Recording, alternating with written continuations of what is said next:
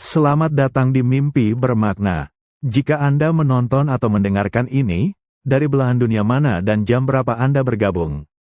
Tekan suka dan mari kita mulai perjalanan ini, karena kita akan menyaksikan sebuah pengorbanan anatomi paling radikal yang pernah dilakukan oleh kehidupan. Kita tidak memulai di jurang yang gelap. Kita berada di era kapur akhir, sekitar 90 juta tahun yang lalu. Anda berdiri di perairan dangkal yang hangat dari Samudra Purba, tempat cahaya matahari menembus kolom air hingga mencapai dasar berpasir. Disinilah, di bawah tirani energi surya yang melimpah, Anda menyaksikan leluhur dari makhluk laut terdalam. Anda melihat ke bawah dan menyaksikan kehidupan yang paling mendasar, cacing Polychaete bersegmen. Tubuhnya lentur seperti rantai hidup yang didorong oleh ribuan parapodia kecil. Ia merayap lambat di atas sedimen, sebuah mesin pembersih kecil yang beroperasi sempurna. Kehidupannya didorong oleh satu prinsip mendasar yang dimiliki hampir semua makhluk hidup, konsumsi. Anda mengamati cara kerjanya. Cacing ini adalah pemakan detritus, menyaring serpihan organik yang jatuh dari permukaan. Ia memiliki mulut yang sederhana namun fungsional di salah satu ujung, yang terus-menerus menarik makanan. Makanan masuk, diproses melalui usus fungsional yang panjang, dan sisa-sisa dibuang secara efisien melalui anus di ujung yang lain. Ini adalah arsitektur kehidupan yang telah sukses selama ratusan juta tahun, sebuah sistem pencernaan yang lengkap, ideal untuk dunia yang digerakkan oleh matahari. Namun, Anda merasakan kerak bumi bergerak.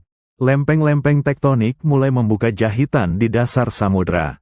Perubahan geologis yang masif ini memaksa keturunan cacing-cacing dangkal ini untuk mencari perlindungan, mendorong mereka semakin dalam, menjauh dari cahaya dan persaingan yang kejam.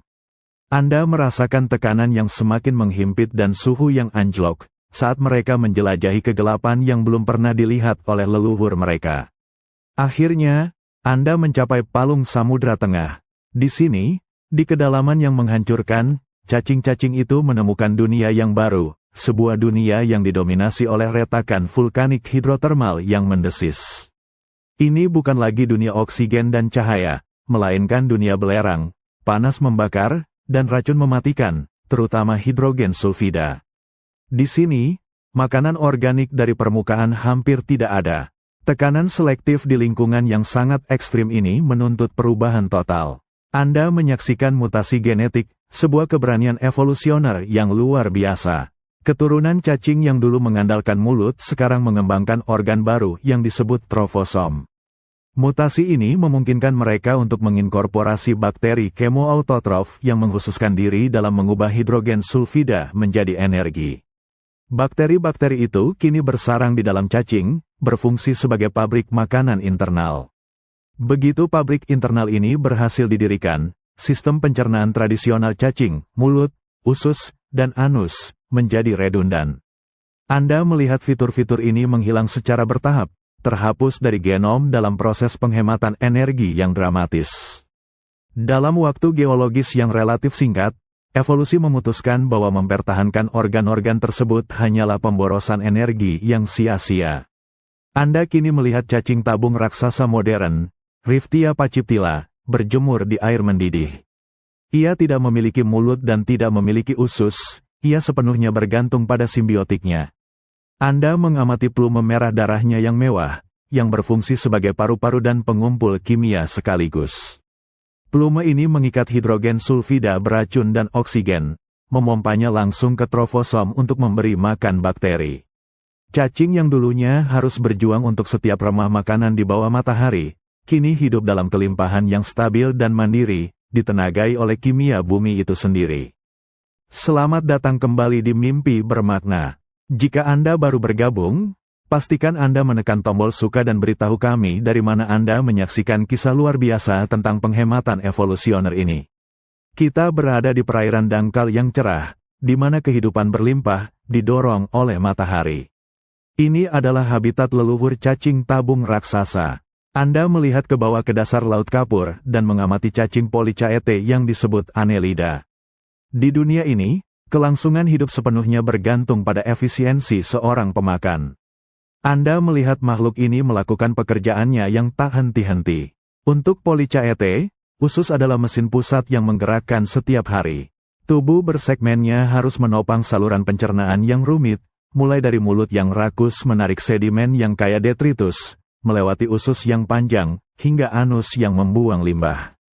Proses ini memakan energi yang luar biasa. Anda menyaksikan otot-otot di sepanjang saluran pencernaan bekerja keras. Kontraksi ritmis, atau peristaltik, tak pernah berhenti. Bayangkan biaya energi untuk terus-menerus memproduksi enzim pencernaan, protein yang mahal untuk dibuat dan dipertahankan. Setiap partikel makanan harus dipecah, nutrisi diekstraksi, dan limbah padat diproses dan dibuang. Ini adalah sebuah ekonomi yang boros, namun wajib dalam ekosistem berbasis cahaya. Lalu, dorongan geologis yang tak terhindarkan datang. Lempeng-lempeng bumi bergerak, membuka celah di dasar samudra, dan mendorong keturunan cacing-cacing ini ke dalam kegelapan abadi di palung. Anda merasakan suhu naik tajam saat Anda mendekati ventilasi hidrotermal, retakan panas di kerak bumi. Di sini, oksigen jarang, namun ada limpahan hidrogen sulfida, racun mematikan yang tidak dapat diproses oleh bentuk kehidupan berbasis surya manapun. Makanan organik dari permukaan hampir tidak ada. Untuk bertahan hidup, sistem yang efisien di perairan dangkal ini menjadi beban yang mematikan. Di bawah tekanan ekstrim ini, evolusi melakukan triknya yang paling radikal. Anda menyaksikan mutasi genetik yang memungkinkan sel-sel cacing untuk tidak lagi menolak, tetapi malah menyambut bakteri kemoautotrof. Cacing itu, secara harfiah, memberikan pekerjaan utamanya kepada tamu internal. Bakteri-bakteri ini, yang tersimpan dalam organ baru bernama trofosom, mengambil hidrogen sulfida dari lingkungan dan mengubahnya menjadi makanan. Begitu pabrik makanan internal ini berjalan, Anda melihat organ-organ yang tadinya penting, mulut, usus, dan anus, menjadi beban yang sangat mahal. Mengapa mempertahankan dan memberi makan sel-sel usus yang rumit, jika bakteri di sebelah mereka dapat memproduksi energi secara gratis? Evolusi memutuskan bahwa penghematan energi lebih penting daripada tradisi. Sistem pencernaan yang merupakan jantung kehidupan Polychaete dangkal, hilang sepenuhnya dalam keturunannya. Anda kini berdiri di samping Riftia pachyptila, cacing tabung raksasa modern, yang tumbuh subur di suhu 86 derajat Celcius. Tidak ada mulut, tidak ada usus, hanya plume merah darah besar yang menjulur keluar, bertindak sebagai filter kimia. Plume ini secara aktif mengikat hidrogen sulfida beracun dan oksigen yang langka, memompanya langsung ke trofosom. Mereka telah mengubah racun menjadi bahan bakar, dan dalam prosesnya, mereka telah menyempurnakan ekonomi kehidupan mereka. Kehidupan tidak lagi didorong oleh konsumsi organik, tetapi oleh simbiosis dan kimia murni. Anda menyaksikan kecepatan adaptasi ini, dalam skala waktu geologis, hilangnya usus adalah perubahan yang terjadi begitu cepat, membuktikan betapa gesitnya evolusi ketika dihadapkan pada tantangan hidup atau mati. Mereka berhasil bertahan bukan dengan mencari, tetapi dengan membuang. Selamat datang kembali di Mimpi Bermakna. Jika Anda menikmati perjalanan ini, jangan lupa untuk menekan tombol suka. Hari ini, kita akan merasakan gejolak bumi yang menggerakkan seluruh kisah evolusi ini. Bayangkan Anda berada di tepi paparan benua, sekitar 70 juta tahun yang lalu. Anda telah terbiasa dengan kehidupan damai di perairan dangkal, menyaksikan cacing Polychaete dengan usus lengkap mereka yang sibuk memproses detritus di bawah sinar matahari. Semuanya stabil, dikendalikan oleh hierarki energi surya yang mapan.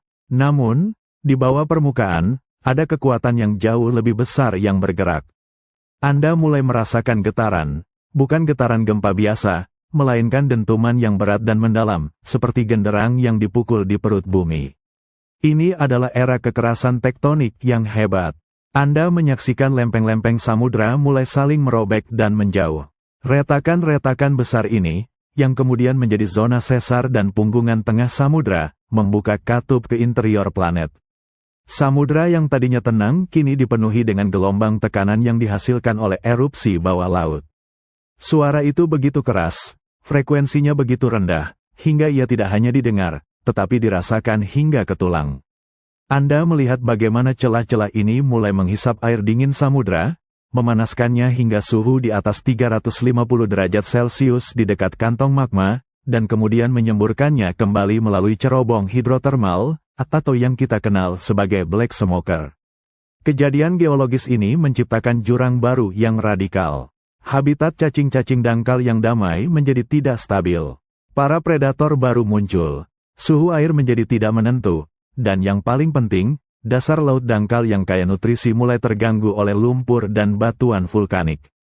Kelangsungan hidup tidak lagi hanya tentang menemukan makanan di lumpur. Ini tentang menghindari kehancuran total. Anda menyaksikan keturunan cacing Polychaete yang terdesak ke tepi.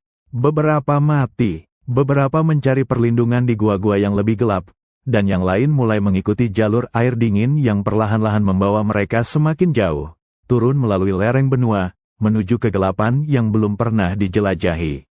Semakin dalam Anda bergerak, semakin besar tekanannya. Di ribuan meter, tekanan hidrostatis begitu besar, Anda merasa seolah-olah seluruh samudra menekan Anda. Di sini, cahaya matahari tidak ada. Fotosintesis, fondasi semua kehidupan yang mereka ketahui, adalah ilusi. Namun, di kejauhan, di kedalaman yang paling gelap, Anda melihat kilatan samar, seperti fata morgana panas. Itu adalah ventilasi hidrotermal yang baru terbentuk. Air super panas, yang diperkaya dengan mineral dan gas, keluar dari bumi. Dan di antara campuran gas-gas beracun itu, terutama metana dan hidrogen sulfida, ada janji energi. Ini adalah perbatasan yang mematikan, tetapi bagi makhluk yang sistem pencernaannya mulai lesu karena kurangnya detritus, racun ini menawarkan alternatif yang mengerikan dan menarik. Untuk memanfaatkan energi kimia ini, mereka harus melakukan pengorbanan struktural yang belum pernah terjadi sebelumnya. Tekanan geologis telah menciptakan tantangan, dan kini, cacing-cacing yang terdesak ini harus memilih, mati dalam kegelapan yang lapar, atau menerima sebuah simbiosis ekstrim yang akan menuntut mereka untuk membuang mesin hidup yang paling esensial, sistem pencernaan mereka. Ini adalah harga tiket masuk ke kehidupan yang ditenagai oleh api bawah tanah. Selamat datang di kedalaman gelap mimpi bermakna. Sebelum kita menyelam lebih jauh, pastikan Anda menekan tombol suka. Hari ini, kita akan merasakan tekanan yang mengubah anatomi dasar kehidupan. Anda berada di lereng benua, zona di mana dasar laut dangkal yang diterangi matahari tiba-tiba menukik curam ke dalam jurang. Cacing Polychaete leluhur, yang biasanya hidup di perairan yang kaya detritus, kini berada di garis batas ini. Mereka adalah pahlawan yang enggan, dipaksa berimigrasi oleh ketidakstabilan tektonik dan pergeseran habitat. Anda mulai merasa kedinginan, suhu air turun drastis, dan yang lebih mendesak, Anda merasakan beban hidrostatis yang luar biasa. Setiap meter yang Anda turunkan menambah tekanan di tubuh Anda, meremas dan menekan setiap sel. Jika Anda adalah cacing, adaptasi struktural untuk menahan tekanan ini membutuhkan biaya energi yang sangat besar. Kemudian, ada kegelapan. Di kedalaman ini, fotosintesis adalah kata yang tidak berarti. Cahaya matahari tidak pernah sampai ke sini. Anda berada di zona apotik, tanpa cahaya. Makanan, yang di perairan dangkal berlimpah, kini hanya berupa hujan partikel organik yang jatuh dari atas salju laut, yang semakin jarang dan tersebar seiring dengan kedalaman. Anda melihat cacing-cacing ini berjuang. Sistem pencernaan mereka, mulut, usus, anus, yang dirancang untuk konsumsi makanan yang stabil, kini beroperasi dalam mode kelaparan konstan. Mereka harus bekerja keras untuk mendapatkan setiap kalori dari sedimen yang miskin nutrisi. Biaya untuk mempertahankan sistem pencernaan yang kompleks, dengan semua otot peristaltik dan produksi enzimnya yang mahal, mulai melebihi manfaat yang didapat. Ini adalah krisis energi evolusioner. Semua ini memuncak saat mereka mencapai ambang jurang samudra dalam. Ini bukan hanya gelap, ini adalah lingkungan yang asing, dingin, dan nyaris steril dari nutrisi organik. Mereka telah melarikan diri dari predator dan kompetisi di atas, hanya untuk menghadapi predator terbesar di bawah, kelaparan abadi. Namun, Anda juga merasakan bau yang aneh di air, bau belerang yang samar, panas, dan tidak alami. Ini adalah petunjuk. Seiring dengan pergerakan tektonik yang terus membuka retakan di dasar laut, sejumlah kecil keturunan cacing ini mulai berkumpul di sekitar rembesan pertama dari ventilasi hidrotermal yang baru terbentuk. Rembesan ini membawa panas dan, yang lebih penting, kekayaan kimia yang belum pernah ada. Anda menyaksikan ironi evolusioner. Racun mematikan bagi hampir semua kehidupan di permukaan, hidrogen sulfida, adalah satu-satunya sumber energi di lingkungan baru ini. Cacing-cacing ini menghadapi pilihan, tetap berpegang pada metode bertahan hidup yang lama, yang berarti mati kelaparan, atau mencari cara untuk memanfaatkan toksisitas di sekitar mereka. Ini adalah momen kritis dalam sejarah mereka. Mereka harus menemukan cara untuk mengintegrasikan kimia ini ke dalam fisiologi mereka. Ini menuntut lebih dari sekadar perubahan perilaku, ini menuntut perubahan arsitektur tubuh yang mendasar. Mereka harus berhenti menjadi pemakan dan menjadi sesuatu yang lain.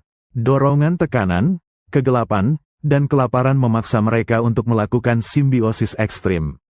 Sebuah mutasi genetik yang memungkinkan bakteri kemoautotrof untuk hidup di dalam tubuh mereka, di dalam organ yang akan menjadi trofosom, adalah tiket mereka ke kehidupan abadi di dasar laut. Begitu mereka menerima simbiosis ini, organ-organ pencernaan yang mahal itu dengan cepat menjadi relik masa lalu, sebuah pengorbanan yang diperlukan untuk memasuki zaman kimia baru. Di kedalaman yang menghancurkan ini, mereka menemukan kehidupan, bukan dengan mengkonsumsi, tetapi dengan melepaskan. Selamat datang di Mimpi Bermakna. Jika Anda menikmati eksplorasi evolusioner ini, pastikan Anda menekan tombol suka. Hari ini, kita menghadapi zona senja, filter yang mematikan di tengah samudra. Anda mengikuti keturunan cacing Polychaete dari perairan dangkal, yang dipaksa turun oleh gejolak tektonik dan kelangkaan nutrisi. Mereka kini berada di zona mesopelagik, atau zona senja samudra, tempat cahaya masih samar, namun kegelapan sudah menjadi ancaman nyata. Di sini, tekanan terbesar bukanlah kegelapan total atau dingin yang membeku, melainkan filter pemangsaan yang brutal. Anda menyaksikan medan perang di mana setiap makhluk hidup yang berani berada di antara dua dunia harus berjuang keras untuk bertahan. Ini adalah zona di mana banyak predator samudra berburu, mengandalkan kegelapan yang samar untuk menyergap. Cacing-cacing yang terdesak ini, yang masih membawa usus yang berharga namun rapuh, menjadi santapan empuk. Tubuh mereka yang lembut dan bersegmen, yang dulu relatif aman di lumpur yang kaya, kini terbuka terhadap makhluk-makhluk berenang cepat yang dirancang untuk memanen biomasa yang lewat. Anda melihat bagaimana seleksi bekerja secara kejam. Hanya individu-individu yang memiliki sedikit keunggulan evolusioner yang dapat bertahan melewati saringan ini. Mungkin itu adalah cacing yang secara genetik sedikit lebih mampu untuk bertahan dalam kondisi oksigen rendah, yang memungkinkan mereka untuk meringkuk lebih lama di sedimen yang tergenang air dan bersembunyi dari predator. Atau mungkin itu adalah mereka yang mampu menggali lebih dalam dan lebih cepat, membangun tabung perlindungan yang lebih kuat di dasar lumpur yang labil. Perjuangan ini secara efektif memisahkan garis keturunan. Cacing-cacing yang terlalu bergantung pada salju laut yang turun dari permukaan, yang mengandalkan mulut dan usus yang aktif, berisiko besar. Ketergantungan mereka pada produktivitas permukaan adalah hukuman mati di zona yang penuh pemangsa ini. Hanya populasi kecil yang, entah karena kebetulan atau adaptasi baru, berhasil melewati lapisan pembunuhan ini. Mereka yang berhasil melewati zona senja akhirnya mencapai kedalaman yang sejati, zona Bathypelagic, di mana kegelapan absolut dan tekanan menghancurkan menciptakan kedamaian yang mengerikan dari predator. Di kedalaman ini, kelaparan menjadi ancaman terbesar lagi. Salju laut hampir tidak ada. Namun, di kejauhan, mereka mulai mencium bau yang tidak menyenangkan, bau belerang yang panas, yang merupakan tanda adanya ventilasi hidrotermal. Keturunan yang tersisa ini, yang telah disaring oleh predator samudra, kini menghadapi tantangan akhir, bagaimana menopang kehidupan mereka tanpa matahari, tanpa makanan organik, dan tanpa predasi yang berarti. Anda menyaksikan momen persimpangan evolusioner. Organ pencernaan mereka, yang selama ini menjadi lambang kehidupan berbasis konsumsi, kini menjadi beban mati. Mereka telah berjuang begitu lama untuk memberi makan usus mereka. Sekarang, usus itu harus hilang agar mereka dapat bertahan hidup. Anda melihat mereka mendekati panas vulkanik. Di sana, Mereka menemukan bakteri yang siap untuk hidup secara internal, menawarkan kesepakatan yang radikal, energi instan dari racun bumi, dengan imbalan penghapusan total sistem pencernaan. Garis keturunan ini tidak hanya bertahan hidup, mereka menciptakan cara hidup yang sama sekali baru, ditenagai oleh api di bawah laut, setelah melewati filter keganasan di tengah jalan. Selamat datang kembali di Mimpi Bermakna. Jika Anda menikmati kegelapan dan tekanan ini, berikan suka. Hari ini, kita menyaksikan bagaimana kelaparan dapat menjadi penggerak evolusi yang paling kuat. Anda telah mengikuti keturunan cacing Polychaete yang terdorong ke kedalaman yang gelap gulita. Di zona Bathypelagic, tidak ada lagi predator utama, tetapi ada keheningan yang mematikan. Sumber makanan mereka, salju laut, serpihan organik yang jatuh dari permukaan, sangat jarang. Makanan sekarang adalah barang mewah yang harus diburu dengan kesabaran ekstrim. Anda melihat adaptasi pertama terhadap kelaparan yang abadi, perlambatan metabolisme. Cacing-cacing ini tidak mampu lagi menopang tingkat aktivitas yang cepat seperti leluhur mereka yang hidup di perairan dangkal. Gerakan melambat, pertumbuhan melambat, individu yang dapat masuk ke dalam kondisi dormansi yang berkepanjangan, meminimalkan setiap pengeluaran energi, adalah yang bertahan. Anda melihat bagaimana usus mereka, mesin pusat yang vital di dunia permukaan, kini menjadi organ yang kurang dimanfaatkan. Mulut yang dulunya rakus, sekarang hanya sesekali mengambil gumpalan detritus yang lewat. Energi yang terbuang untuk memproduksi enzim pencernaan kini menjadi kerugian besar dalam buku anggaran metabolisme mereka.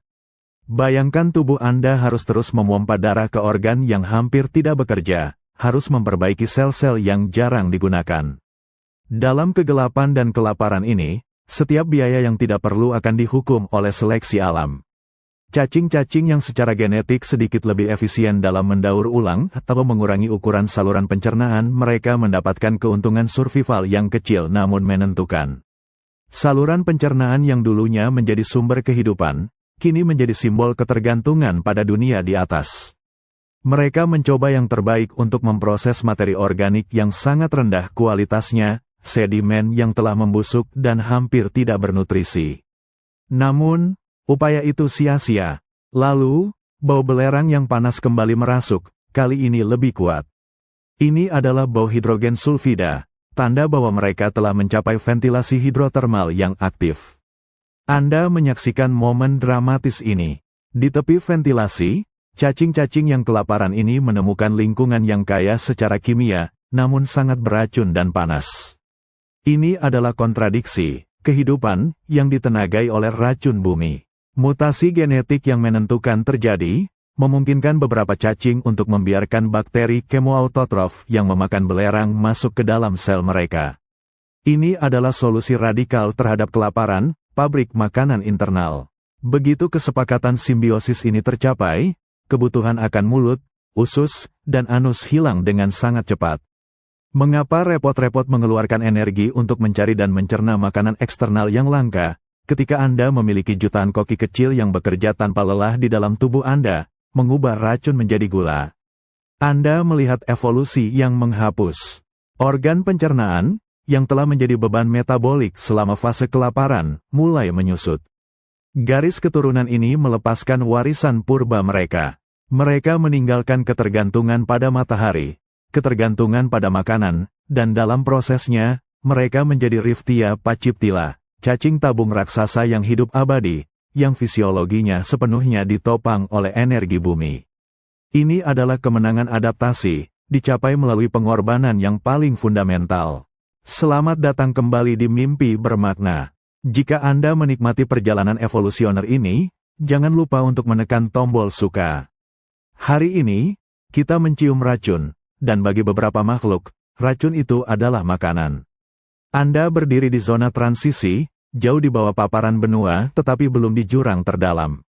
Ini bukan ventilasi hidrotermal yang mendidih, melainkan rembesan metana, area di mana gas hidrokarbon merembes perlahan dari dasar laut. Lingkungan ini masih dingin, tekanannya menengah, dan ia menawarkan petunjuk pertama tentang apa yang akan terjadi. Di sini, Anda melihat keturunan cacing Polychaete yang terdorong ke bawah, yang sistem pencernaan mereka semakin terbebani oleh kelangkaan makanan. Namun, di sekitar rembesan metana ini, konsentrasi sulfida terlarut, terutama hidrogen sulfida, jauh lebih tinggi daripada air samudra normal. Bagi sebagian besar kehidupan, ini adalah zona kematian. Bagi cacing ini adalah peluang. Anda menyaksikan bagaimana cacing-cacing yang paling rentan mati karena keracunan. Tetapi, individu-individu yang memiliki toleransi genetik sedikit lebih tinggi terhadap bahan kimia beracun ini bertahan. Mereka beradaptasi dengan lingkungan di mana racun, secara aneh, berlimpah dan stabil. Ini adalah periode pelatihan kimia. Selama jutaan tahun, mereka secara perlahan mengembangkan mekanisme internal untuk menetralkan atau mengelola tingkat sulfida yang tinggi. Perlu diingat, cacing-cacing ini masih memiliki mulut dan usus, mereka masih mencoba mencari makan seperti biasa, tetapi mereka harus bertahan hidup di sekitar zat yang hampir fatal. Beberapa cacing yang hidup di sini mulai mengembangkan simbiosis eksternal, yaitu bakteri kemosintetik yang hidup di permukaan tabung atau insang mereka. Bakteri ini mengambil sulfida dan memproduksinya, menciptakan sedikit makanan tambahan. Ini hanyalah permulaan, sebuah janji, bukan solusi total. Usus mereka masih ada, namun kelaparan membuat mereka putus asa untuk menghemat energi. Kemudian, terjadi lagi dorongan tektonik. Lempeng-lempeng bergerak semakin keras, membuka ventilasi hidrotermal yang sebenarnya jauh di dasar samudra. Rembesan metana yang dingin ini hanyalah anak tangga menuju neraka yang lebih dalam dan lebih panas. Anda melihat bagaimana seleksi alam kembali berlaku.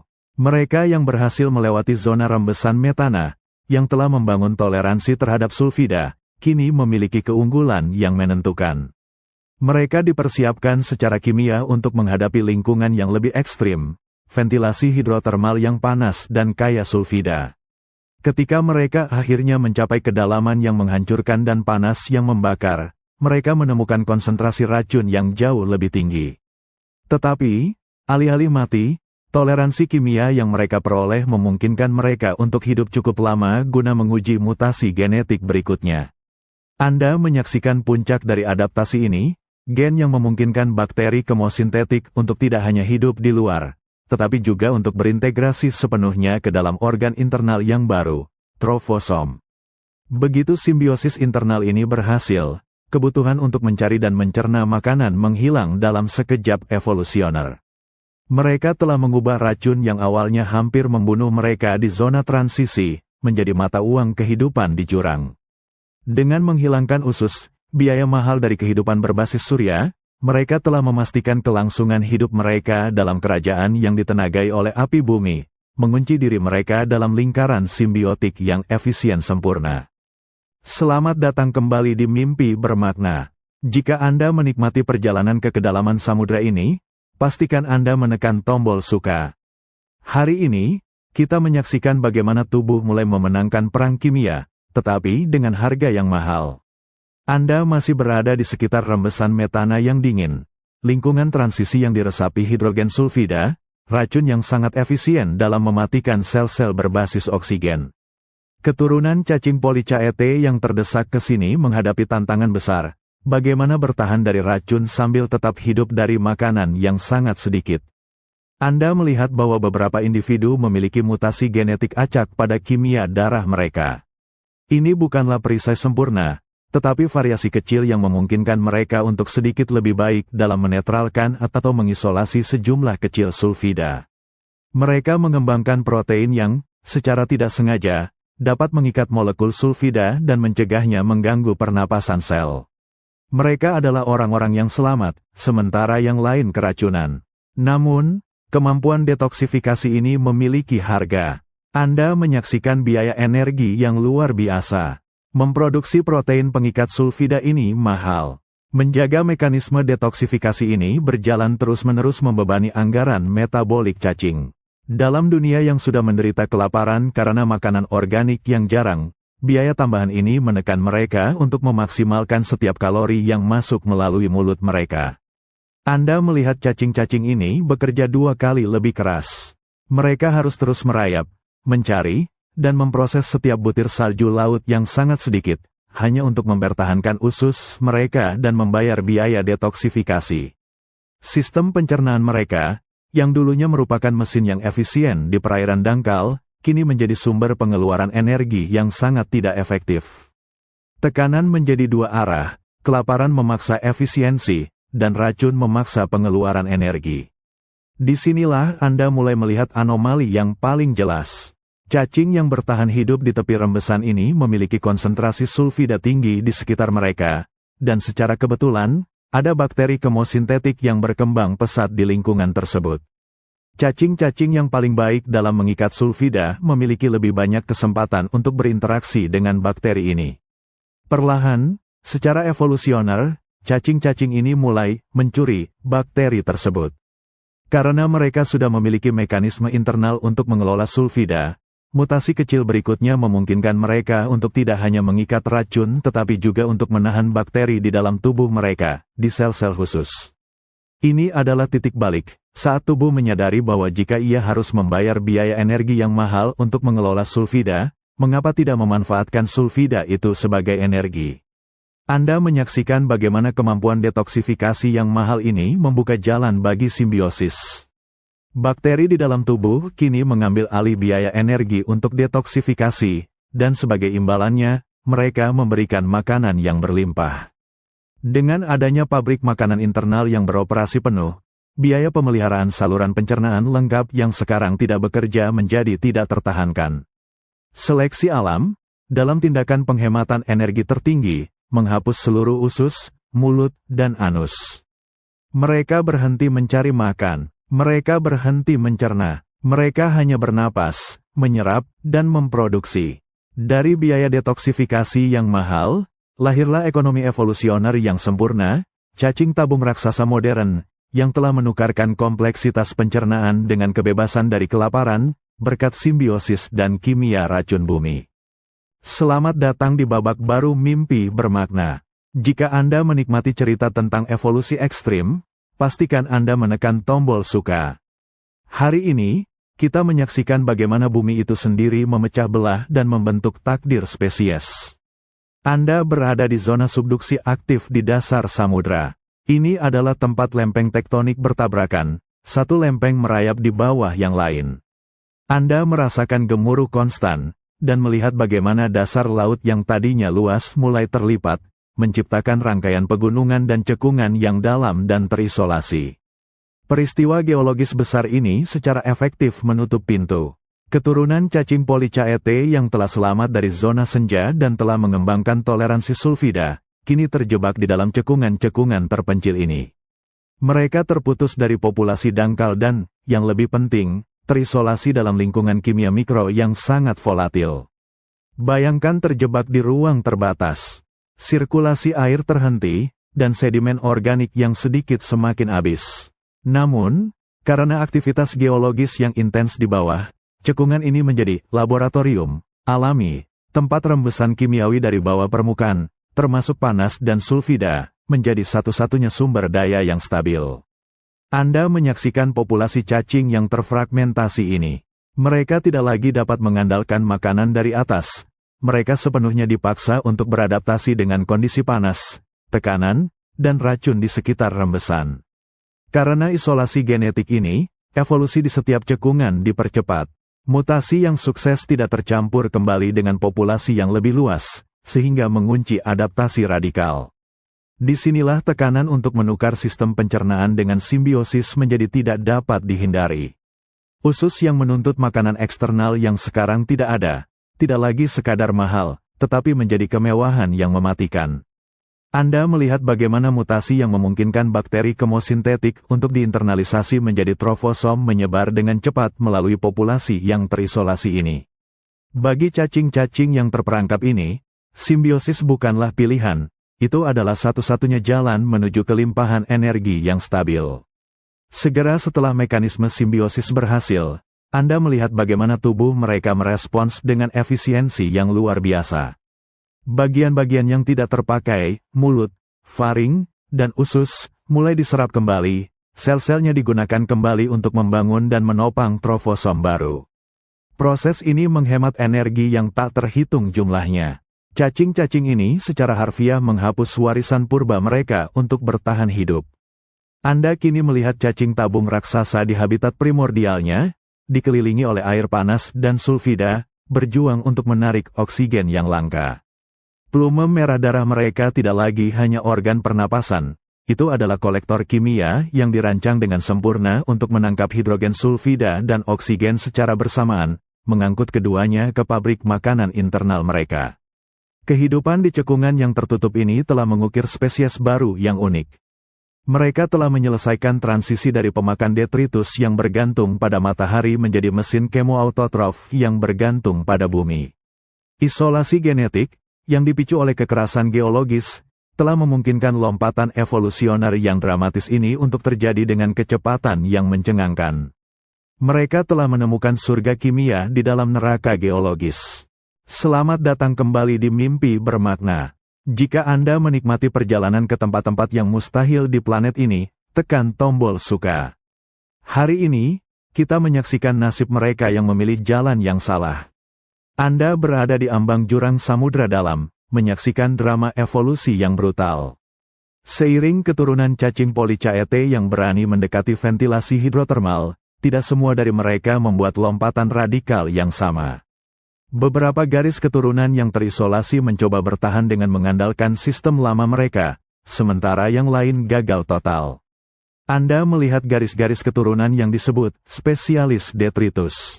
Mereka beradaptasi untuk mengekstraksi setiap kalori terakhir dari salju laut yang sangat sedikit. Mulut dan usus mereka menjadi sangat efisien, tetapi mereka menolak lingkungan kimia yang semakin dominan. Sementara ventilasi hidrotermal menyemburkan sulfida, memicu kehidupan yang berlimpah di sekitarnya, mereka yang terikat pada detritus harus berjuang. Setiap peningkatan aktivitas geologis, setiap peningkatan konsentrasi sulfida di perairan sekitar, menjadi pukulan bagi mereka. Mereka terlalu kaku, terlalu bergantung pada matahari yang jauh. Anda menyaksikan kepunahan yang lambat. Cacing-cacing ini tumbuh sangat lambat. Kebutuhan mereka untuk mencari dan memproses makanan memaksa mereka untuk bergerak atau berjuang dengan tingkat metabolisme yang lebih tinggi, sementara cacing lain di dekat cerobong asap panas mendapatkan energi tanpa usaha.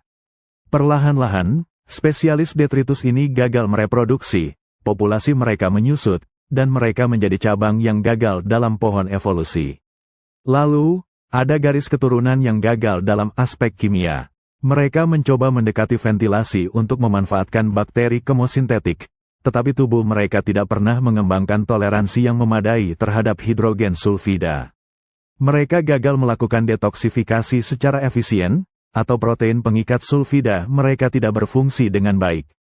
Anda melihat efek racunnya, sulfida mengganggu mitokondria, membekukan produksi energi.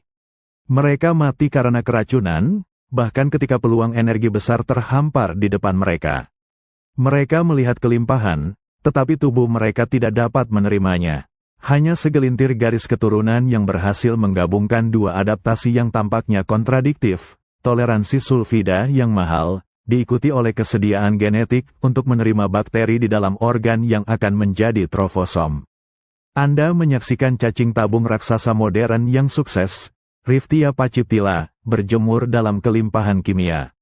Mereka telah menghapus seluruh saluran pencernaan mereka, mulut, usus, anus, sebuah pengorbanan yang tidak pernah berani dilakukan oleh kerabat mereka yang gagal. Organ-organ yang telah dihilangkan itu adalah penanda kegagalan bagi yang lain, biaya yang tidak dapat mereka bayar. Keberhasilan cacing tabung raksasa terletak pada pemahaman evolusioner yang kejam. Dalam kondisi ekstrim, efisiensi absolut adalah kuncinya. Dengan menghilangkan usus, mereka menghilangkan kebutuhan akan pencarian dan pencernaan, dan mengarahkan semua energi ke dalam simbiosis. Mereka menjadi murni, mesin hidup yang ditenagai oleh kimia bumi, membuktikan bahwa kadang-kadang, untuk memenangkan permainan evolusi, Anda harus rela membuang aturan-aturan lama kehidupan. Selamat datang kembali di Mimpi Bermakna. Jika Anda menikmati perjalanan ini, silakan tekan suka. Hari ini, kita akan melihat detail kecil yang membuka jalan bagi perubahan besar, kimia darah. Anda berada di zona batipejik yang gelap, dekat dengan rembesan hidrokarbon yang dingin, lingkungan yang dingin, bertekanan tinggi, dan, yang paling penting, kekurangan oksigen terlarut. Air samudra dalam secara alami mengandung lebih sedikit oksigen, dan suhu rendah membuat proses metabolisme menjadi sulit. Keturunan cacing Polychaete yang berhasil mencapai kedalaman ini sudah berjuang keras untuk menghidupi usus mereka dengan salju laut yang sedikit. Kelangsungan hidup mereka sekarang bergantung pada seberapa efisien mereka dapat mengekstraksi oksigen yang sangat langka dari air untuk memberi makan sel-sel tubuh mereka. Anda menyaksikan mutasi genetik yang menentukan terjadi, perubahan kecil pada struktur hemoglobin mereka. Hemoglobin, protein pembawa oksigen berbasis zat besi yang memberi warna merah pada darah, kini berevolusi. Varian baru hemoglobin ini menjadi sangat rakus terhadap oksigen, bahkan mampu memanen molekul oksigen tunggal dari lingkungan yang hampir anoksik. Adaptasi awal ini memberikan keunggulan yang signifikan. Cacing-cacing dengan hemoglobin yang ditingkatkan ini dapat mempertahankan tingkat metabolisme yang sedikit lebih tinggi daripada kerabat mereka. Mereka dapat bergerak sedikit lebih cepat, menggali sedikit lebih dalam, dan tumbuh sedikit lebih cepat, keuntungan kecil yang memastikan kelangsungan hidup. Peningkatan efisiensi oksigen ini merupakan prasyarat penting untuk apa yang akan datang. Ketika tekanan geologis mendorong populasi ini lebih dekat ke ventilasi hidrotermal yang panas, cacing-cacing ini menghadapi dua masalah, racun sulfida dan suhu tinggi yang mengurangi ketersediaan oksigen lebih lanjut. Anda melihat bahwa kemampuan mereka untuk secara efisien mengikat oksigen, bahkan di lingkungan yang sulit, menjadi kunci. Ia membuka pintu bagi langkah evolusioner berikutnya yang paling radikal, adaptasi simbiosis total. Di ventilasi hidrotermal yang mendidih, cacing-cacing ini menemukan sumber energi kimia yang melimpah, sulfida, dan oksigen yang sangat langka. Bakteri kemosintetik yang mereka rekrut sebagai pabrik makanan internal membutuhkan keduanya untuk beroperasi. Anda menyaksikan bagaimana hemoglobin yang sudah berevolusi untuk efisiensi oksigen kini mengambil peran ganda.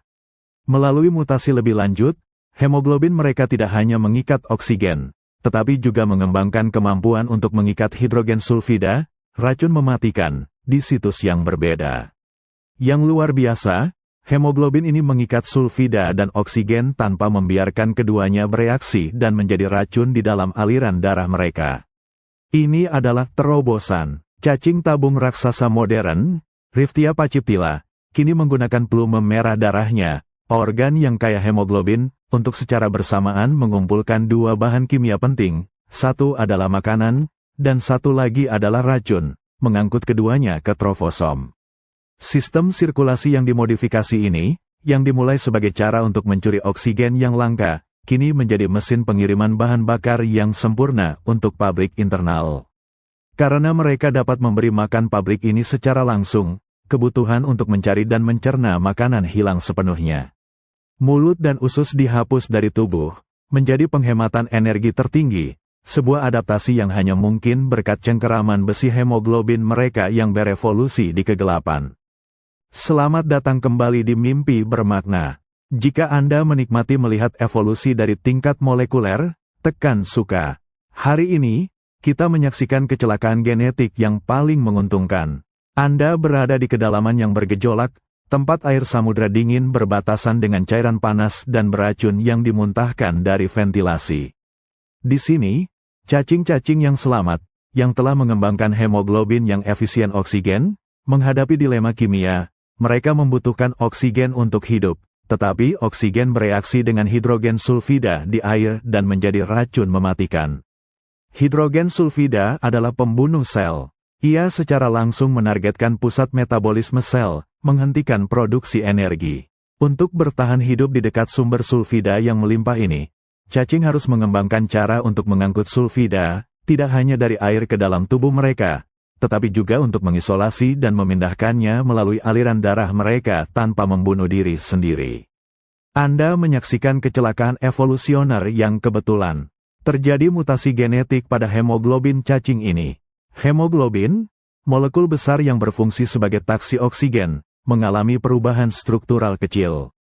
Perubahan ini menciptakan situs pengikatan kedua, sebuah kunci molekuler yang dapat mengikat hidrogen sulfida. Yang luar biasa, pengikatan sulfida ini terjadi pada lokasi yang terpisah dari situs pengikatan oksigen. Artinya, Cacing-cacing ini dapat memasukkan oksigen dan sulfida ke dalam aliran darah mereka secara bersamaan, tanpa keduanya bereaksi secara bebas dan mematikan.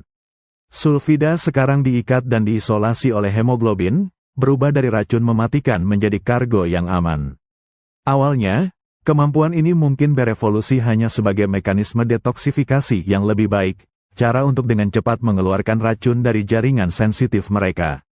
Namun, ini segera membuka potensi yang jauh lebih besar. Anda mengikuti pergerakan darah yang sekarang membawa dua muatan yang berlawanan ke organ internal cacing yang baru berkembang, trofosom. Di trofosom inilah bakteri kemosintetik hidup. Bakteri tersebut membutuhkan kedua bahan ini, sulfida untuk energi dan oksigen untuk proses oksidasi. Ini adalah terobosan logistik, cacing ini telah menjadi sistem pengiriman yang sempurna. Mereka mengambil bahan bakar dan oksidator secara terpisah dari lingkungan luar yang beracun dan mengirimkannya secara aman ke pabrik makanan internal mereka. Simbiosis kini dapat beroperasi pada efisiensi puncak. Dengan sumber energi yang berlimpah dan pengiriman bahan bakar yang sempurna, kebutuhan untuk mencari dan mencerna makanan organik menghilang sepenuhnya. Usus, mulut, dan anus, warisan yang mahal dan tidak perlu dari kehidupan berbasis matahari, dihilangkan oleh evolusi untuk mengalihkan energi vital ke dalam pemeliharaan sistem sirkulasi dan trofosom. Anda melihat cacing tabung raksasa modern, Riftia pachyptila, beroperasi sebagai sistem tertutup yang sempurna. Plume merah darahnya, yang kaya akan hemoglobin khusus ini, menjulur keluar ke air dingin yang kaya oksigen dan cairan ventilasi yang kaya sulfida, mengunci kedua bahan kimia ini, dan menopang ekosistem yang sepenuhnya mandiri di kedalaman yang paling gelap. Kecelakaan molekuler yang mengubah racun menjadi bahan bakar telah menghasilkan kehidupan abadi di dasar laut. Selamat datang kembali di Mimpi Bermakna. Jika Anda menikmati perjalanan ke ekstremitas bumi ini, silakan tekan suka. Hari ini, kita berdiri di jantung neraka, kawah mendidih. Anda telah mengikuti keturunan cacing Polychaete melintasi tekanan, kegelapan, dan racun, tetapi sekarang kita mencapai puncak geologis. Lempeng-lempeng samudra merobek diri mereka sendiri dalam peristiwa penyebaran dasar laut yang masif. Aktivitas tektonik ini mempercepat sirkulasi hidrotermal, mengubah rembesan yang lambat menjadi letusan energi yang eksplosif. Anda menyaksikan kelahiran Black Smoker. Itu adalah cerobong asap setinggi puluhan meter yang dibangun dari endapan sulfida. Dari puncaknya, air super panas, mencapai 350 derajat Celcius, menyembur keluar, terlihat seperti asap hitam tebal karena endapan mineralnya. Ini adalah rumah bagi cacing tabung raksasa modern, dan ini adalah lingkungan yang paling tidak stabil dan paling kejam di planet ini. Di sini, tekanan menghancurkan dari ribuan meter air berpadu dengan panas mendidih yang seharusnya menguapkan air. Lingkungan ini brutal, fluktuatif, dan kekayaan kimianya di luar imajinasi. Anda mencium bau belerang yang sangat kuat, konsentrasi hidrogen sulfida berlipat ganda, dan kelimpahan energi kimia begitu besar sehingga menciptakan oasis kehidupan yang aneh di tengah gurun samudra dalam. Bagi cacing-cacing yang berhasil mencapai tempat ini, tantangannya adalah bertahan di perbatasan panas. Mereka yang memiliki hemoglobin yang berevolusi, yang mampu menoleransi dan mengikat sulfida, memiliki satu-satunya tiket masuk. Anda melihat bagaimana kehidupan di sini diukur dalam waktu yang singkat dan tidak stabil. Ventilasi ini tidak abadi, mereka bisa runtuh dalam hitungan tahun. Untuk berhasil, cacing-cacing ini harus tumbuh dengan cepat dan bereproduksi secara efisien. Tekanan untuk tumbuh cepat di tengah kelimpahan kimia yang tiba-tiba ini menjadi kekuatan terakhir yang mendorong evolusi mereka. Mencari dan mencerna salju laut yang sangat sedikit kini menjadi penghalang yang tidak dapat diatasi untuk pertumbuhan yang cepat. Cacing-cacing harus memanfaatkan energi yang disemburkan bumi sekarang. Anda menyaksikan momen terakhir dari transformasi anatomi. Dengan melimpahnya sulfida, pabrik makanan internal, trofosom yang penuh bakteri kemosintetik, dapat beroperasi dengan kecepatan penuh. Kebutuhan akan mulut dan usus yang mahal, yang menghabiskan energi untuk pemeliharaan dan kontraksi, segera dipangkas oleh evolusi. Cacing-cacing yang mengalami regresi genetik, yang menghilangkan seluruh saluran pencernaan mereka, mendapatkan keuntungan pertumbuhan yang luar biasa. Mereka mengalihkan semua energi yang disimpan ke dalam trofosom dan plume pengumpul kimia mereka. Dalam waktu geologis yang sangat singkat, mereka tumbuh menjadi Riftia paciptila yang Anda lihat hari ini, makhluk yang tumbuh hingga 2 meter, yang tumbuh lebih cepat daripada makhluk samudera dalam manapun, ditenagai oleh panas dan racun. Mereka telah melewati batas. Mereka telah menukar ketergantungan pada matahari dengan ketergantungan pada api bawah tanah. Dalam kawah mendidih ini, mereka telah menemukan cara untuk hidup yang paling radikal, membuktikan bahwa kadang-kadang, penghematan terbesar evolusi adalah penghapusan. Selamat datang kembali di Mimpi Bermakna. Jika Anda menikmati perjalanan ini, silakan tekan suka. Hari ini, kita menyaksikan bagaimana makhluk hidup belajar dari tetangga mereka yang paling ekstrim. Anda berada di sekitar ventilasi hidrotermal aktif, di mana cerobong black smoker memuntahkan cairan mendidih. Keturunan cacing yang terdesak ke lingkungan ini melihat kelimpahan yang luar biasa, tetapi dalam bentuk yang tidak dapat mereka makan. Anda mengamati tikar mikroba tebal yang menutupi permukaan batuan. Makhluk ini, yang terdiri dari bakteri kemosintetik dan Archaea thermophilic, tumbuh dengan subur berkat hidrogen sulfida. Mereka adalah produsen utama di ekosistem ini. Cacing-cacing yang masih memiliki mulut dan usus melihat tumpukan biomasa ini. Mereka mungkin mencoba memakannya, tetapi Anda melihat bahwa suhu dan komposisi kimia dari tikar ini terlalu ekstrim. Mencoba memakan tikar tersebut akan merusak sel-sel mereka, atau hanya akan memberikan nutrisi yang sedikit, karena tikar ini beroperasi di luar batas toleransi termal cacing. Ini menciptakan tekanan evolusioner yang luar biasa. Cacing-cacing ini dikelilingi oleh energi tak terbatas yang diproduksi oleh tikar mikroba, tetapi mereka tidak dapat mengkonsumsinya secara langsung. Mereka melihat para tetangga yang berhasil di mana mereka sendiri gagal. Mereka menyaksikan Archaea dan bakteri beroperasi dengan cepat dan efisien, mengubah racun menjadi gula. Kesimpulan evolusioner yang kejam adalah, jangan mencoba memakan pabrik makanan, jadilah pabrik makanan itu. Anda melihat bagaimana tekanan ini mempercepat seleksi bagi mereka yang memiliki mutasi genetik untuk simbiosis internal. Garis keturunan yang memiliki hemoglobin pengikat sulfida sekarang berada dalam posisi sempurna. Mereka sudah memiliki sistem pengiriman yang aman untuk bahan bakar, sulfida, dan oksidator, oksigen. Yang mereka butuhkan hanyalah mesin yang tepat di dalamnya. Anda menyaksikan bagaimana, melalui rekrutmen atau mutasi, cacing-cacing ini berhasil menginternalisasi bakteri kemosintetik, bakteri yang sangat mirip dengan yang ada di tikar mikroba. Organ tubuh mereka, trofosom, sekarang adalah pabrik makanan yang ditenagai oleh kimia bumi, menciptakan hubungan yang jauh lebih efisien daripada sekadar mengkonsumsi bakteri. Simbiosis internal ini menghilangkan kebutuhan untuk berjuang melawan kelaparan dan persaingan eksternal. Begitu pabrik internal itu menyala, Anda melihat bagaimana sistem pencernaan, mulut, usus, anus, dengan cepat menjadi organ sisa. Mereka tidak lagi memiliki tujuan dan hanya menghabiskan energi. Seleksi alam secara cepat menghapusnya, memungkinkan cacing untuk mengalihkan sumber daya untuk memperkuat trofosom dan plume pengumpul kimia. Cacing tabung raksasa, Riftia paciptila, lahir dari pemahaman yang kejam tentang efisiensi. Jika Anda tidak bisa memakan energi yang tersedia, Anda harus menyerapnya. Mereka mengambil alih seluruh rantai makanan dan mengintegrasikannya ke dalam diri mereka sendiri, meninggalkan kebutuhan untuk mencari makan, dan bahkan meninggalkan mulut mereka, sebagai warisan dari masa lalu yang didominasi matahari. Selamat datang kembali di Mimpi Bermakna. Jika Anda menikmati perjalanan ini, silakan tekan suka. Hari ini, kita menyaksikan bagaimana kesalahan dapat menciptakan kehidupan yang sempurna. Anda berada di sekitar ventilasi hidrotermal primitif. Di sini, keturunan cacing yang terdesak ke jurang, dengan hemoglobin yang berevolusi untuk menoleransi sulfida, masih berjuang untuk memberi makan usus mereka yang nyaris kosong. Di sekeliling mereka, terdapat miliaran bakteri kemosintetik yang memanfaatkan energi bumi.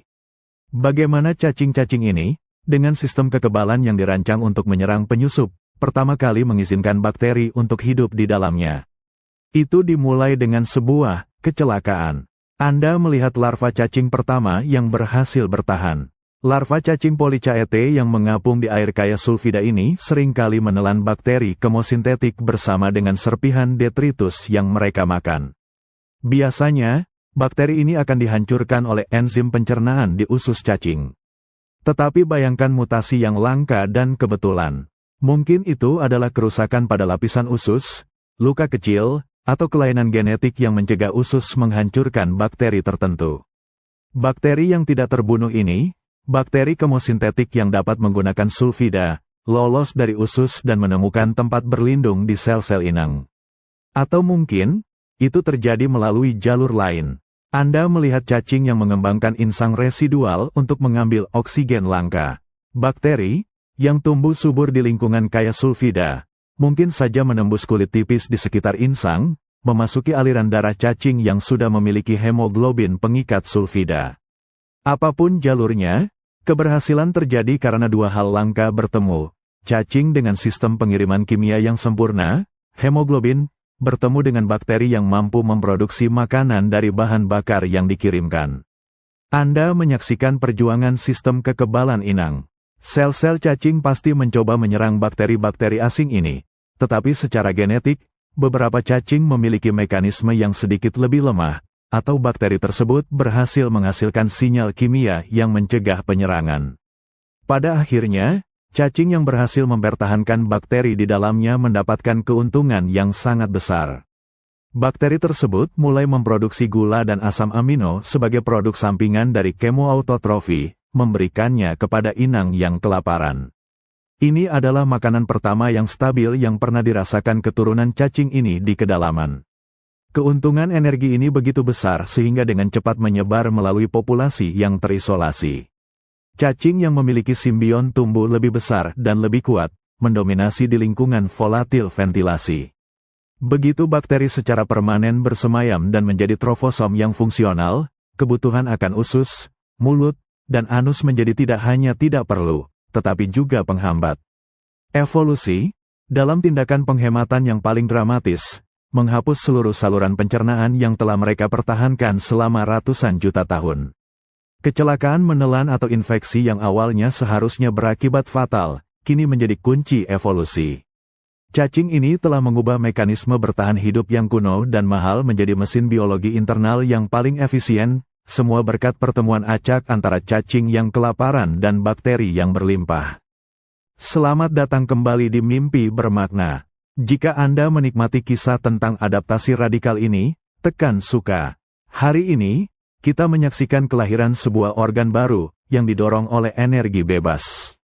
Anda berada di sekeliling ventilasi hidrotermal yang baru terbentuk, di mana cacing yang berhasil menginternalisasi bakteri kemosintetik sedang bertahan hidup. Ingat, cacing ini masih memiliki mulut, usus, dan anus yang berfungsi, peninggalan jutaan tahun evolusi di perairan dangkal. Namun, di dalam tubuh mereka, di sel-sel yang sekarang menjadi prototrofosom, sebuah organ yang baru muncul, sebuah revolusi biokimia sedang terjadi. Bakteri yang terserap itu, diberi makan hidrogen sulfida dan oksigen yang diikat oleh hemoglobin yang berevolusi, mulai memproduksi gula. Bagi bakteri, gula ini hanyalah produk sampingan atau limbah. Bagi cacing inang yang kelaparan, ini adalah energi bebas. Anda menyaksikan dampak langsungnya. Cacing-cacing ini, yang sebelumnya harus mengeluarkan energi yang sangat besar untuk mencari, menelan, dan mencerna serpihan salju laut yang jarang, tiba-tiba mendapatkan pasokan energi yang stabil dan tanpa usaha. Keuntungan energi yang kecil ini memberikan keunggulan selektif yang luar biasa. Di lingkungan ventilasi yang volatil, yang dapat berhenti menyemburkan sulfida kapan saja, cacing dengan prototrofosom dapat bertahan dari periode kelangkaan makanan eksternal yang parah. Sementara kerabat mereka yang hanya mengandalkan usus akan mati kelaparan, cacing yang bersimbiosis memiliki cadangan energi. Anda melihat bagaimana energi tambahan ini memungkinkan mereka untuk tumbuh lebih cepat dan, yang terpenting, mereproduksi lebih banyak. Evolusi dengan cepat memilih individu yang memprioritaskan organ baru ini. Seiring berjalannya waktu, prototrofosom mulai berkembang. Sel-sel yang menampung bakteri menjadi lebih terspesialisasi, dan cacing-cacing tersebut secara genetik mulai melepaskan organ-organ yang menjadi penghalang. Mengapa mempertahankan mulut yang harus terus mencari makan, dan usus yang harus mencerna, ketika Anda memiliki seluruh pabrik makanan di dalam? Biaya energi untuk memelihara usus, dengan semua jaringan saraf dan otot peristaltik yang rumit, tiba-tiba menjadi beban yang tidak perlu. Mutasi yang menghasilkan penghapusan gen-gen yang bertanggung jawab untuk pengembangan mulut, usus tengah, dan anus memberikan penghematan energi yang sangat besar. Anda menyaksikan kemunduran anatomi yang belum pernah terjadi sebelumnya. Mulut menyusut, usus terpotong, dan lubang pembuangan menghilang. Energi yang diselamatkan dari regresi ini sepenuhnya diinvestasikan kembali ke dalam trofosom dan plume merah darah yang berfungsi ganda sebagai insang dan kolektor kimia. Transisi dari pemakan ke penyerap telah selesai. Cacing tabung raksasa modern yang Anda lihat hari ini adalah bukti bahwa di bawah tekanan ekstrim, alam akan menyingkirkan apapun yang tidak diperlukan, bahkan organ vital yang telah menjadi dasar kehidupan selama jutaan tahun. Mereka telah menukar seluruh sistem pencernaan mereka untuk energi bebas. Selamat datang kembali di Mimpi Bermakna. Jika Anda menikmati perjalanan evolusioner ini, silakan tekan suka. Hari ini, kita menyaksikan bagaimana sistem vital dapat menjadi beban yang mematikan.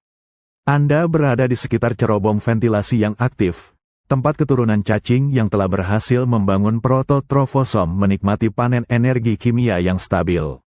Pasokan makanan dari bakteri internal ini kini jauh lebih andal dan melimpah daripada salju laut yang jarang. Anda melihat kontras yang mencolok dalam ekonomi energi. Di satu sisi, ada trofosom, pabrik internal yang memberikan gula secara cuma-cuma dari sulfida dan oksigen. Di sisi lain, ada usus yang tersisa, peninggalan dari kehidupan berbasis matahari. Usus ini menuntut investasi energi yang konstan. Bayangkan biaya untuk mempertahankan saluran pencernaan. Anda melihat otot-otot di sepanjang usus harus mempertahankan peristaltik, kontraksi ritmis yang selalu siap mencerna, meskipun tidak ada yang masuk. Sel-sel harus terus memproduksi dan mengeluarkan enzim pencernaan, protein kompleks yang mahal untuk dibuat. Mereka harus menjaga lapisan epitel usus yang rumit untuk penyerapan nutrisi. Dalam lingkungan baru ini, di mana energi yang berasal dari simbion tersedia, mempertahankan mesin pencernaan ini tiba-tiba menjadi pengurasan energi yang sangat tidak efisien. Itu adalah biaya operasional yang tidak menghasilkan pendapatan yang sebanding. Anda menyaksikan seleksi alam beroperasi dengan presisi ekonomi yang ketat. Individu-individu yang secara genetik mengalami sedikit regresi pada fungsi usus mereka, yang mungkin memiliki produksi enzim yang lebih rendah atau otot peristaltik yang lebih lemah, sebenarnya mendapatkan keuntungan. Mereka menghemat energi yang sebelumnya terbuang sia-sia pada organ yang hampir tidak bekerja, dan dapat mengalihkan energi tersebut untuk menumbuhkan dan memelihara trofosom yang menghasilkan. Ini adalah pergeseran prioritas metabolisme yang masif. Energi yang tadinya digunakan untuk mencari dan mencerna, kini dialokasikan untuk menyerap bahan kimia eksternal melalui plume dan mendukung populasi bakteri internal yang berkembang pesat. Seiring berjalannya waktu, mutasi yang menghapus seluruh saluran pencernaan dari mulut hingga anus menjadi sangat menguntungkan. Mengapa mempertahankan mulut, yang merupakan jalur potensial untuk infeksi? Mengapa mempertahankan usus, yang merupakan sel-sel yang harus diberi makan, dan mengapa mempertahankan anus, yang hanya menjadi titik lemah struktural? Evolusi membuat keputusan yang radikal, hapus semuanya. Saluran pencernaan yang telah menjadi penentu kehidupan selama ratusan juta tahun kini menjadi beban evolusioner, kemewahan yang tidak perlu di lingkungan yang ditenagai oleh kimia murni. Anda melihat cacing tabung raksasa Riftia pachyptila yang lahir dari efisiensi yang ekstrim ini. Tubuh mereka sekarang hampir sepenuhnya terdiri dari trofosom dan sistem sirkulasi yang dimodifikasi. Mereka telah mencapai kemandirian energi total. Dengan menghapus usus, mereka telah mencapai kecepatan pertumbuhan dan kelimpahan biomasa yang tidak mungkin dicapai oleh makhluk samudra dalam manapun yang masih berjuang untuk mencari makan. Ini adalah kisah tentang pengorbanan anatomi demi penguasaan energi. Selamat datang kembali di Mimpi Bermakna. Jika Anda menikmati eksplorasi evolusioner ini, silakan tekan suka. Hari ini, kita menyaksikan bagaimana evolusi membuat keputusan yang tidak dapat ditarik kembali, membungkam mulut. Anda berdiri di lingkungan ventilasi yang bergejolak, di mana cacing-cacing yang telah mengembangkan prototrofosom menikmati kelimpahan energi kimia. Mereka tidak lagi menderita kelaparan, berkat pabrik makanan internal mereka.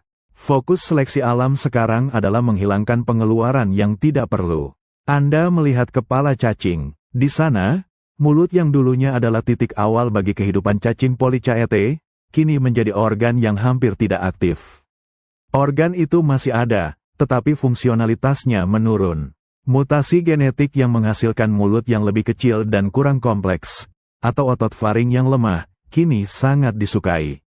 Ingatlah, mempertahankan otot dan struktur yang diperlukan untuk mencari, menelan, dan mencerna membutuhkan energi yang signifikan, energi yang berasal dari simbion internal. Setiap cacing yang berhasil mengurangi ukuran mulutnya, mengurangi jumlah sel-sel yang harus diberi makan di ususnya yang kini tidak berguna, mendapatkan penghematan energi.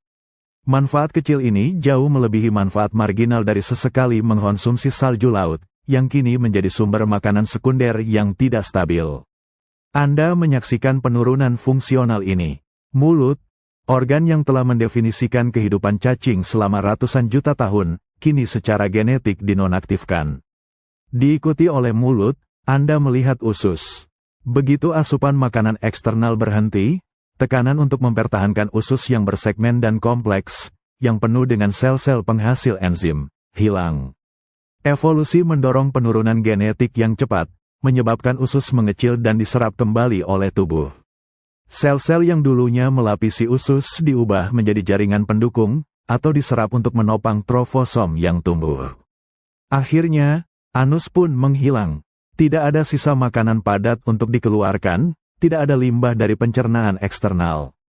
Organ pembuangan menjadi tidak berguna, dan evolusi menghapusnya. Ini adalah titik tanpa balik. Begitu mutasi yang menghapus mulut dan usus mencapai fiksasi dalam populasi yang terisolasi ini, garis keturunan cacing tabung raksasa, Riftia pachyptila, menjadi spesies yang sama sekali baru. Mereka secara permanen mengunci diri dalam ketergantungan pada simbiosis. Anda kini melihat makhluk yang tubuhnya merupakan museum efisiensi. Plume merah besar di atas, yang disukai oleh evolusi, berfungsi sebagai antena kimia, secara bersamaan menyerap sulfida dan oksigen. Di bawahnya, trofosom berfungsi sebagai perut dan pabrik makanan mereka. Mereka telah mengorbankan cara hidup purba demi kebebasan metabolik yang ekstrim. Penghapusan mulut dan usus adalah pengakuan terakhir mereka, bahwa energi matahari tidak lagi relevan, dan bahwa mereka adalah makhluk dari bumi itu sendiri, ditenagai oleh api dan kimia di kedalaman. Mereka telah menemukan cara hidup yang unik, yang dimulai dengan membungkam mulut yang kelaparan. Selamat datang kembali di Mimpi Bermakna. Jika Anda menikmati perjalanan ini, silakan tekan suka. Hari ini, kita akan menyelami kode genetik itu sendiri, menyaksikan penulisan ulang arsitektur tubuh. Anda berada di dalam tubuh cacing, menyaksikan bagaimana evolusi mengkhianati rencana cetak biru purba. Disinilah terjadi integrasi genetik yang paling rumit dan luar biasa, pembentukan trofosom. Trofosom bukan hanya usus yang penuh bakteri, itu adalah organ yang sama sekali baru, diciptakan dari sisa-sisa saluran pencernaan yang gagal. Anda melihat bagaimana gen-gen yang bertanggung jawab untuk membentuk usus tengah cacing, yang dulunya ditugaskan untuk memproduksi enzim dan menyerap nutrisi dari detritus, kini secara genetik dibungkam atau dialihkan tugasnya. Ini adalah tindakan evolusioner yang berani. Daripada membiarkan area usus tengah hilang sepenuhnya, alam mengubahnya menjadi rumah permanen bagi bakteri kemosintetik. Gen-gen yang mengatur struktur sel-sel epitel yang dulunya melapisi usus, kini dialihkan untuk menciptakan lingkungan yang ramah, yang dirancang untuk menerima dan mengelola jutaan bakteri. Anda menyaksikan kompleksitas dari perubahan ini. Cacing kini harus melakukan dua tugas yang berlawanan. Di satu sisi, ia harus mematikan semua mekanisme pencernaan dan kekebalan yang akan membunuh simbion. Di sisi lain, ia harus mengembangkan mekanisme baru untuk mengontrol populasi bakteri ini, memastikan mereka tidak tumbuh terlalu cepat dan membunuh inangnya. Ini adalah tarian molekuler yang sangat halus. Mutasi-mutasi ini menghasilkan sel-sel yang sempurna. Sel-sel trofosom harus mampu menyerap dua bahan kimia berbahaya, hidrogen sulfida dan oksigen, dari aliran darah, menyerahkannya kepada bakteri, dan kemudian menyerap produk sampingan gula yang dibuat oleh bakteri, sekaligus memastikan bakteri tidak pernah sepenuhnya dicerna. Anda melihat bagaimana gen-gen purba yang mengatur pembentukan mulut, faring, dan anus kini secara bertahap dihapus atau dinonaktifkan. Karena trofosom berfungsi sebagai satu-satunya sumber energi, biaya untuk mempertahankan bahkan kerangka sistem pencernaan eksternal menjadi tidak dapat diterima. Penghapusan ini bukan hanya penghematan energi, itu adalah penyelesaian arsitektur.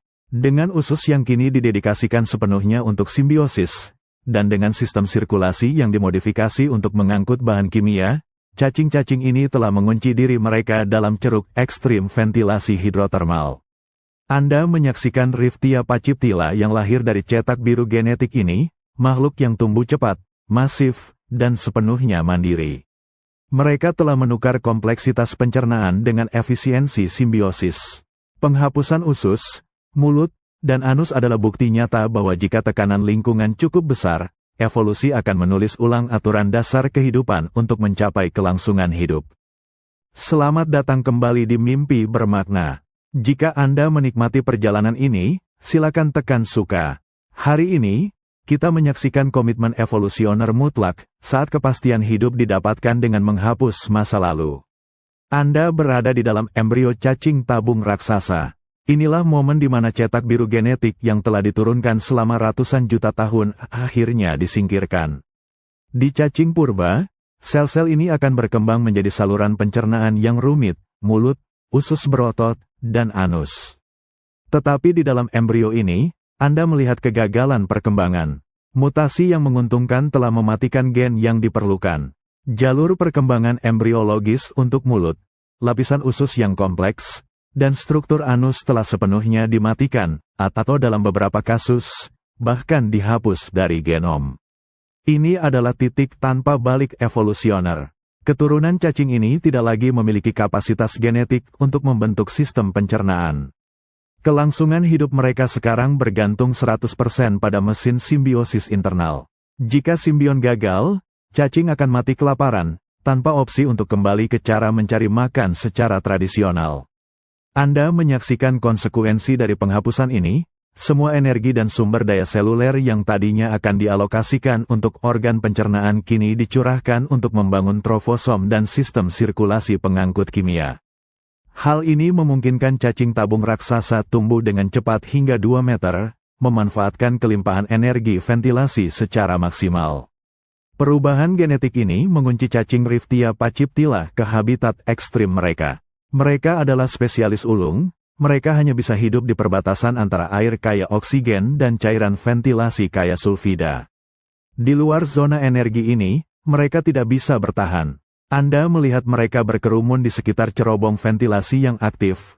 Organ merah darah mereka, plume, menjulur keluar, menyerap oksigen langka dan sulfida beracun secara bersamaan. Di dalam, trofosom mereka adalah bukti hidup dari efisiensi yang ekstrim.